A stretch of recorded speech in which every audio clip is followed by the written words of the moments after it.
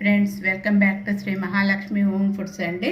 ఈరోజు నేను చేయబోయే రెసిపీ జొన్నెలతోనే పేలాలండి. అయితే జొన్నెలను ఇప్పుడు జొన్నలు ఉడకబెడతానండి. స్టార్ట్ చేస్తున్నాండి.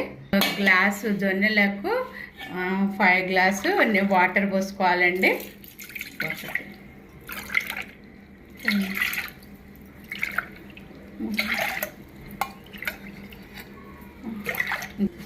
5 గ్లాస్ అండి.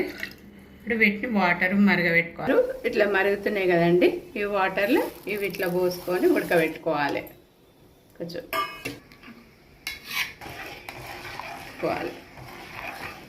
వాటరు ఇక ఉడికేసినాయండి. మనకు వాటరు ఇట్లా అన్నీ వంపేసుకోవాలండి.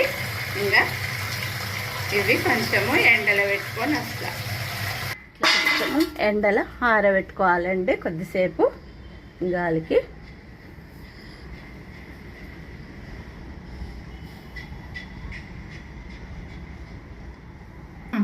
ఎండలో పెట్టుకొని వచ్చినాం కదండి, ఇది ఆరిపోయినాయండి. ఇప్పుడు బాండ్లీలో వేసి వేయించుకుంటే పాప్కార్న్ లాగా పేలాలు వస్తాయండి. పేలాలు రేపు నాగల పంచమి కదా, పూజ దగ్గరికి తీసుకుపోయేటందుకు ఇట్లా ప్రిపేర్ చేస్తున్నాండి.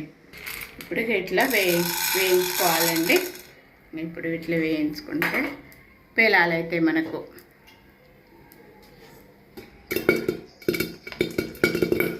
ఇట్లా పేలాలు అవుతున్నాయి చూడండి.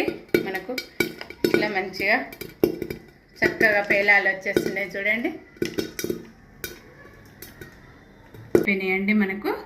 ఇక మంచిగా చక్కగా పేలాలు అయిపోయినాయి కదండి. ఈ పేలాలను రేపు మనము నాగుల పంచమికి యూజ్ చేసుకోవచ్చు పూజ దగ్గరికి. మళ్ళీ ఈ పేలాలతోనే మళ్ళీ లడ్డు కూడా తొలి ఏకాదశి అప్పుడు ప్రసాదంగా ఈ పేలాలతోని బెల్లం వేసి లడ్డు కడతారండి.